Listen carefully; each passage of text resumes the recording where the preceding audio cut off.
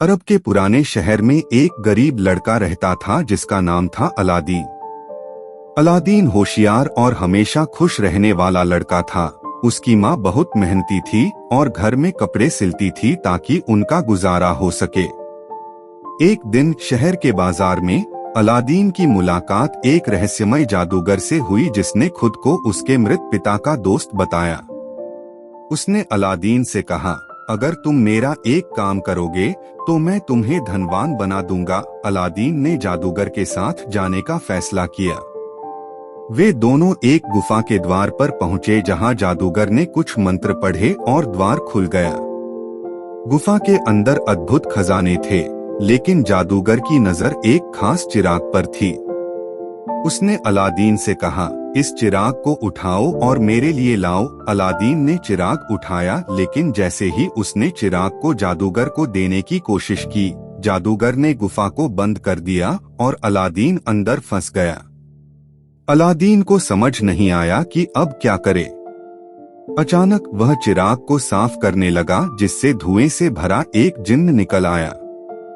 जिन्न ने कहा, मैं इस चिराग का जिन्न हूँ।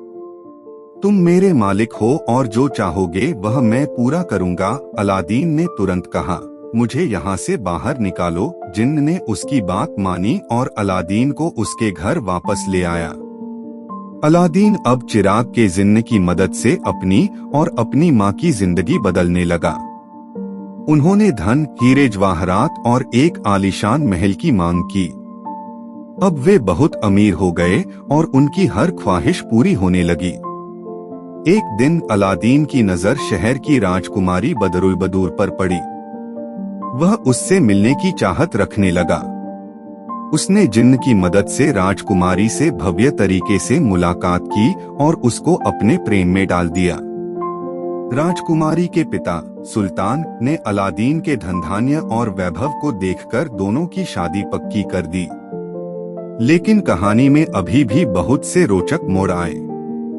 जादूगर जिसने पहले अलादीन को धोखा दिया था, अब वापस आ गया था।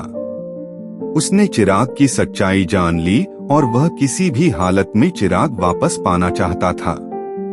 वह एक बूढ़ा व्यापारी बनकर अलादीन के महल में आया और बोला कि वह पुराने चिरागों को नए चिरागों से बदल रहा है। राजकुमारी ने यह सुना और अनजाने में जादूगर को अलादीन का जादुई चिराग दे दिया। जादूगर ने चिराग को पाकर अपने काले मंत्र से जिन्न को बुलाया और अलादीन का महल समेत राजकुमारी को भी दूर कहीं ले गया। जब अलादीन वापस आया और यह सब देखा तो वह बहुत परेशान हुआ, लेकिन उसने हिम्मत नहीं हारी और अपनी बुद्धिमानी और मर्जी के जिन्न की मदद से जादूगर को मात दी।